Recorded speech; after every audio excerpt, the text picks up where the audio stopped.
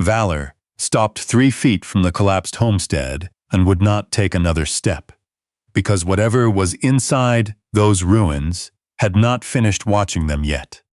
Comment 1 if you'd follow the dog into the dark. Comment 0 if you'd turn back. And tell us where you're watching from. The Wallowa Mountains in late October didn't negotiate. The cold came off the upper ridges in long, deliberate waves, finding the gaps in every layer, working into exposed skin with the kind of patience that had no malice behind it. Just physics, just elevation, just the mountain doing what the mountain always did. Leland Burke had stopped fighting it somewhere around the second winter. Cold was a condition now, the same as dark, the same as alone. You accounted for it, and you kept moving. He'd been moving for 7 hours. The canyon floor where he'd spent the previous 2 nights was far below him now, still green in the way that low ground stayed green into October, while everything above it turned to frost and dead grass, and the particular slate color of granite under a clouded sky. Up here, the air smelled like frozen pine bark and something metallic that might have been oncoming snow. His pack sat lighter than it should have. 3 days of food if he stretched it, which he would, because stretching things was a skill he'd been practicing long before it applied to food. A sleeping bag, a first aid kit, extra socks, a water filter. Enough to keep moving. Always enough to keep moving. That had become the operating principle by which he organized his days, and he had stopped asking whether it was temporary. Valor worked ahead and to the left, the way he always did on open ground. The German shepherd moved in the way that well-trained dogs moved. Every step deliberate, every pause attached to a reason, no energy wasted on anything decorative. His coat had gone thick for winter already, darkened along the ridge of his back, his ears rotating forward and back like receivers tuning through frequencies Leland couldn't access. 9 years old, and moving like he was 5. Some animals were built for this kind of terrain and knew it. They had found each other, more or less 3 years ago, through a veteran support program in Pendleton that Leland had attended twice, before deciding it wasn't going to be the shape of his recovery. He'd been about to leave when the coordinator brought Valor in, a recently retired military working dog looking for a placement. And Valor had crossed the room directly to Leland and pressed his head against Leland's knee without ceremony or introduction, the way the dog apparently did everything, without asking permission, without waiting to be wanted. Leland had tried to refuse. He'd explained, calmly and specifically, that he didn't have a stable address, that he traveled constantly, that he was in no position to care for an animal. The coordinator had nodded and said that was understandable. Valor had stayed pressed against his knee. He'd run out of arguments before the dog ran out of patience. That was 3 years ago. What Leland hadn't expected, what he still had no good language for, was what the dog did with his moods. Not comfort exactly, more like acknowledgement. When the memories came fast, which they did, and without invitation, which they always did, Valor would shift. Not dramatically, just a press of his shoulder against Leland's leg. A certain quality of stillness that said, "I'm here, and I know where you are, and we are still in the present moment." The therapist at the VA had called it grounding. Leland had called it nothing because he preferred not to talk about it. But he understood what it did, and he had stopped pretending it didn't matter. The thing that had happened in the place he still couldn't name without his breathing going short. He had carried it for 4 years now. A mission. A decision made with the information available, in the window available, the way decisions were always made in the field. It was the right call given what he knew. It had been the wrong call given what he didn't. The margin between those two things was where 4 years of his life had accumulated. The military had done what it did. Reports, reviews. An honorable discharge that felt neither honorable nor like a discharge of anything. His marriage had lasted 8 months past his return and ended without dramatic incident, which felt, in retrospect, like the most accurate assessment of what they'd become to each other. The apartment in Portland had lasted a year. Then he'd made the decision. Not a breakdown, not a collapse, just a decision that the city wasn't going to work.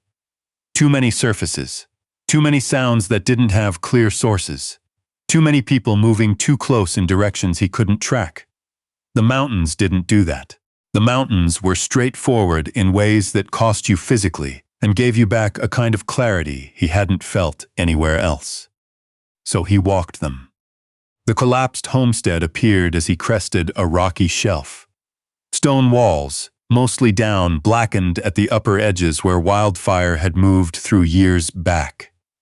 A timber frame leaning inward, a chimney standing alone at the south end, still mostly intact, the mortar cracked but the stones holding.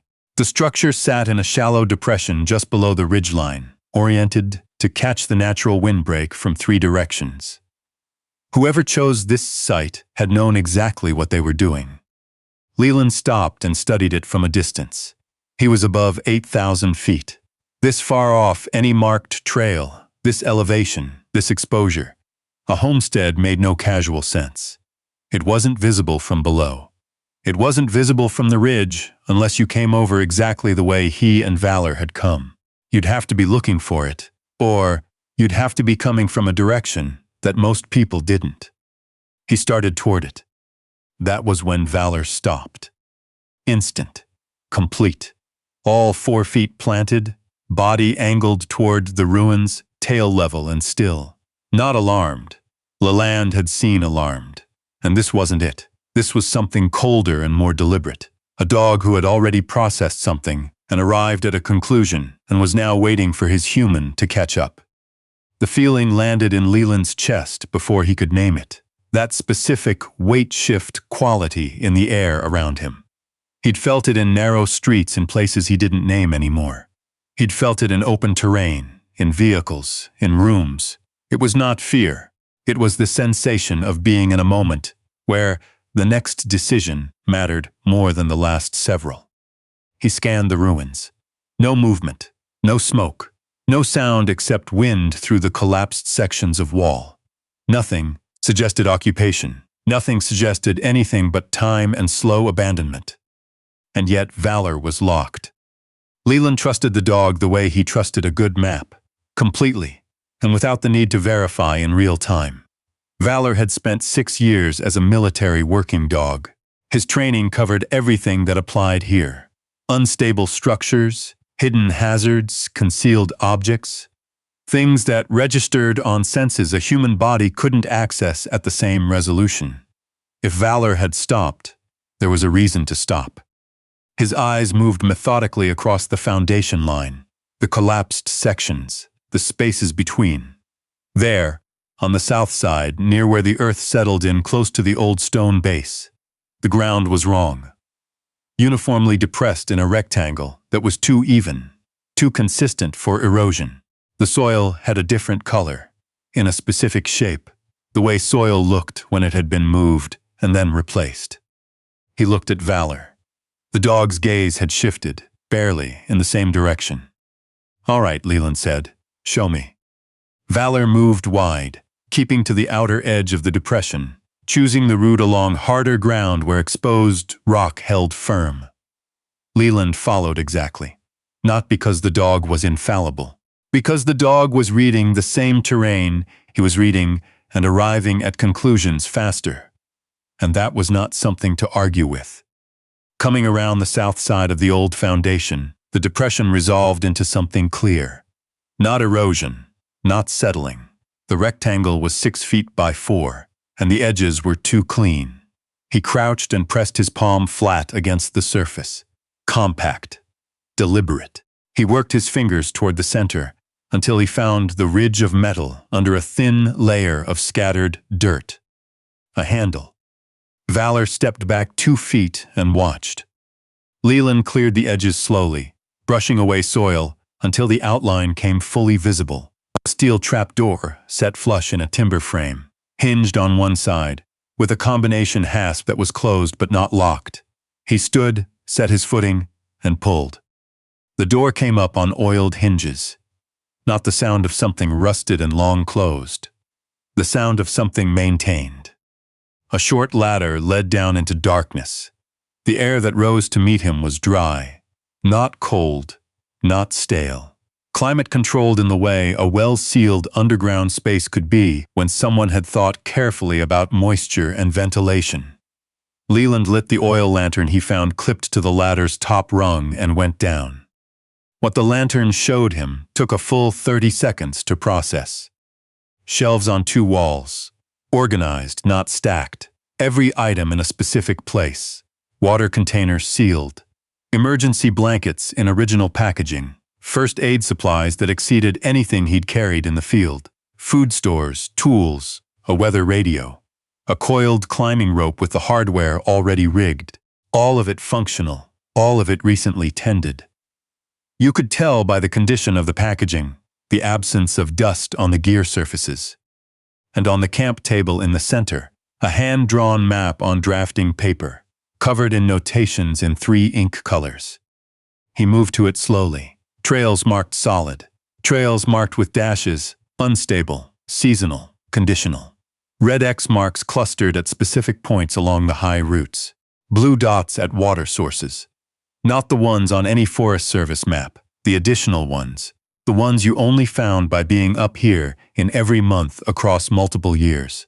Green triangles at 11 locations, distributed across the terrain. One of the triangles was positioned at coordinates that matched, more or less, exactly where he was standing. Valor came down the ladder behind him, landed without a sound, and began checking the corners. His posture was different than above, working, but easier, less tight. The way a dog moved in a space that had registered as not immediately dangerous, but not fully cleared either. Leland found the journal on the second shelf, wrapped in oilskin, set between 2 water containers. He didn't open it right away. He stood and looked at the room again. The organization. The intent behind every placement. The density of preparation that could only come from someone who had thought very specifically about what another person might need in the worst version of a day in this terrain.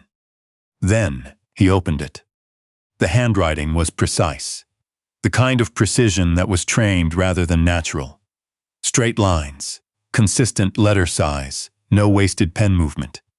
He recognized that quality without being able to explain how. The early entries were pure log, date, conditions, observations, trail work done, cache locations checked, then gradually people appearing.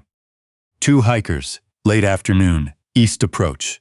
Inexperienced with the grade shift near the north face. Placed redirect cairn at the fork. Observed them adjust course.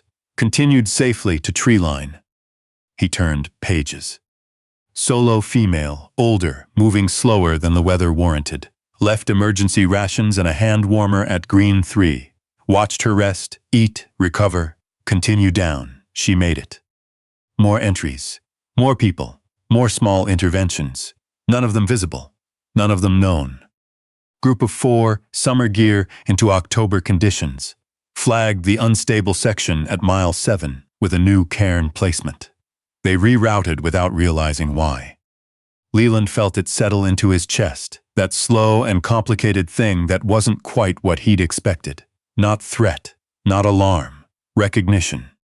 This was care, quiet, consistent, completely invisible care. He turned toward the later entries.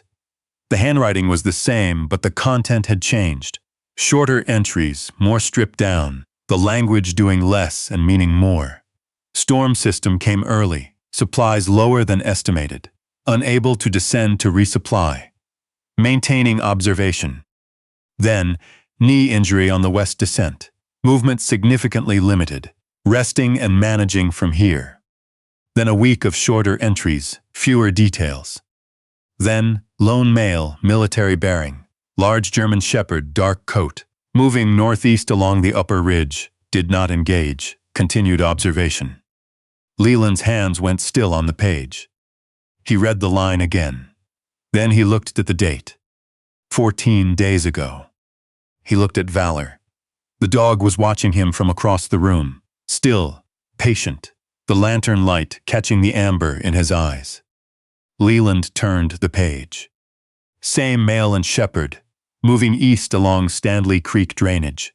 No sign of distress. Terrain navigation appears confident.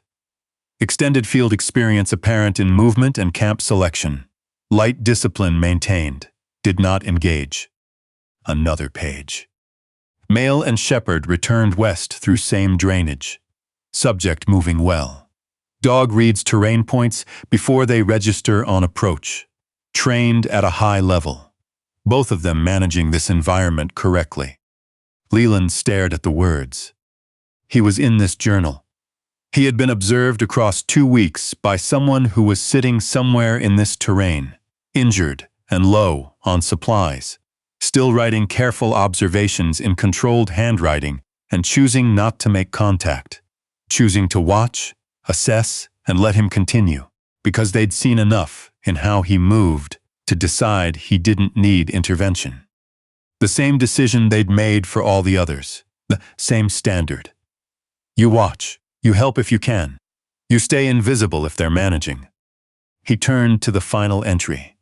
The handwriting was larger here. Not shaky, but the precision was held at more cost. The letters doing the work that smaller letters do, but requiring more effort to keep them clean. I don't know who finds this. I've stopped needing to know. I've been up here long enough that mattering stopped being the measurement I used somewhere in the second year. What I know is that the people who came through this terrain were real, and the danger was real, and the things I could do to make the difference were also real. That was the whole equation. That was everything, actually. That the work had weight, even when the only one who felt that weight was me. If you're reading this and you understand the maps, you understand what this was for. The caches need restocking every 6 weeks in summer, every 4 in winter. The South Pass marker needs checking after any significant wind event. Green 9 is the most exposed and the furthest out. Green 3 sees the most traffic. The rest, the mountain, will teach you. It teaches everyone who stays long enough to listen. I want someone to know this was real. I want that in the record somewhere, even if the record is only this. Leland set the journal on the table. He stood in the silence of that small room, the lantern burning steadily, Valor watching him from 3 feet away. He thought about the injury noted 3 weeks back, the supplies running short, the cold front arriving earlier than predicted. He thought about the quality of the final entry, not written in panic, not written in despair, but written with the careful clarity of someone who understood they might not be the one to continue what they'd started and wanted to make the handoff clean. He thought about 11 green triangles on a hand-drawn map. In, 2, 3, out. The rhythm he'd learned in a place that smelled like antiseptic and bad fluorescent lighting, from a therapist who kept saying let the dog work and turned out to be right. He used it now, not because the memories were coming. They weren't, or not in the way they did when they came hard, but because something was happening in his chest that he wanted to hold steady while it settled. He thought about the people who had moved through this terrain without knowing the cairns had been placed for them. The ones who had found water where they didn't expect it and felt lucky. The ones who had made the right fork in the trail and never wondered why the wrong fork was marked the way it was. The ones who'd gotten down safe and driven home and never thought twice about the margin. They hadn't needed to know. He walked back to the shelf. He set the journal in its place between the water containers, wrapped the oilskin carefully around it, smoothed the corners. He stood in front of the map and spent 20 minutes with it. Routes between cache points. Terrain features he recognized from above. The position of Green 9 relative to the approaching weather.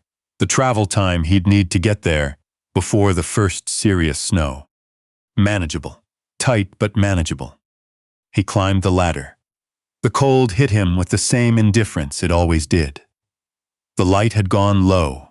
Late afternoon, the sky running toward the color that meant a hard night coming. He turned and looked at the Wallowas stretching out to the west and north. the high ridges still catching the last flat light, the valleys already in shadow below. He lowered the trapdoor and replaced the soil over the seam, working carefully until the surface looked undisturbed. Not hiding it, protecting it, for the right person. Valor came and sat beside him without being called. Leland thought about the 2 years since Pendleton. The long movement through terrain that asked nothing and expected nothing, and gave him back the only clarity that still felt honest. He thought about the mission he'd stopped being able to name, without his breathing going short. The call made in the window available, with the information available. The one that landed wrong, in ways that didn't appear in any official documentation. He'd carried it through every mountain range he'd walked since. It had gotten neither lighter nor heavier. It had simply become part of the load. He thought about what it meant that someone had watched him for 2 weeks and written, in careful handwriting, that he was managing the terrain correctly.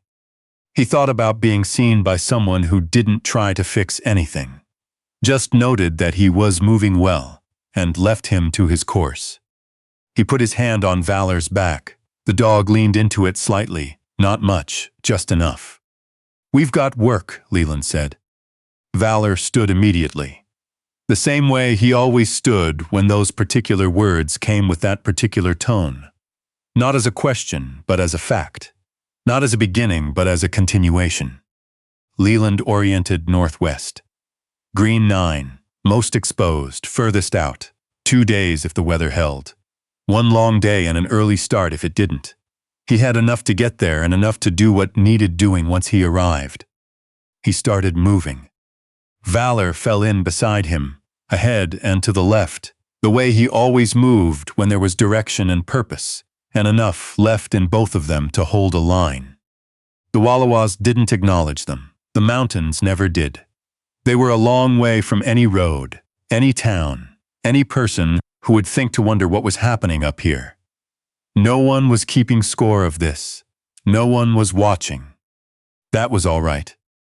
Leland Burke had spent 4 years learning, slowly, painfully, with a great deal of resistance, that the value of a thing and the visibility of a thing were not the same measurement. The mission he'd failed had been visible, documented, reviewed, discussed in rooms by people who had all the information after the fact, and none of the pressure of the moment. It had weight because people knew about it. The work up here had no audience. Nobody was going to read the entries in that journal, except the next person who found the trapdoor. If they found it, if they understood the maps, nobody was going to know that the cairn at the North Fork had been rebuilt, or that the cache at Green 3 had been restocked, or that the unstable section at Mile 7 had a new marker this season, because someone had walked out there in the cold and placed one. The work would be real anyway. The people who came through and made it down safe would be real. The margin between their outcome and a different outcome would be real. That was the equation.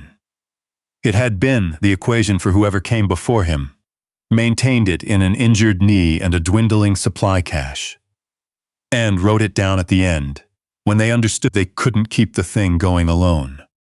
Leland could keep it going.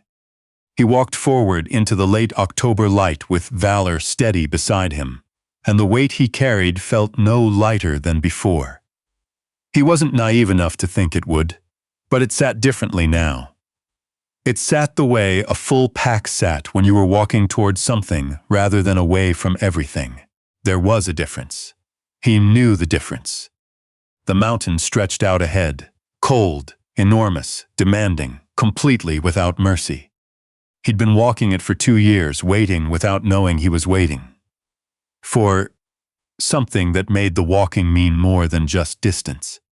He'd found it. And Valor, who had known things before Leland knew them, for 3 years running, was already 10 feet ahead, moving with the full, unhesitating certainty of a dog who had understood where they were going, before the trapdoor was ever opened. Type 1, if you believe the most important work is the work nobody sees. Type 0, if you think it has to be witnessed to matter. The mountain doesn't take sides on that question, but we think you know the answer. If stories like this stay with you, subscribe. There's more coming, and it's all real in the ways that count.